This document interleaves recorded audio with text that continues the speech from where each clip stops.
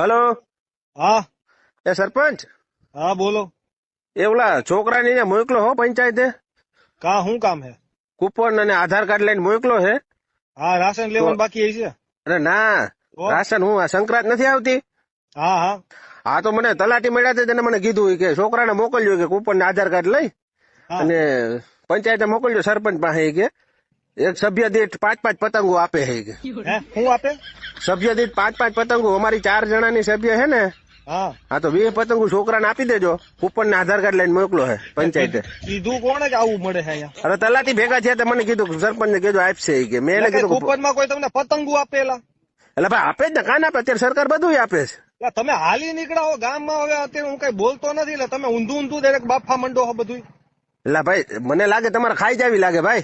એ કઈ ગામમાં જ્યારે- કોઈ દી જોયું કે કોઈ દી કોઈ કૂપન ઉપર પતંગો આપી હોય? અરે ભાઈ એ તો સરકાર છે, એ તો બધું આપે. ખાંડ, કાંઈ ન ચોખા, આપે. દૂધ, પાણી, તેલ બધું આપે, પતંગો આપે. એમાં શું વાંધો તમને? તમારે કોઈ બે એવી કાંઈ દેવી. સ્કીમ બહાર નથી પાડી. બરાબર આવું કઈ આપતું નથી. તમે હે ને ભાઈ દર વખતે મને કયો કે કૂપન ઉપર ભજીયા આપો, કૂપન ઉપર ઓલું આપો, દર વખતે માગો છો. આ વખતે પતંગ માંગી.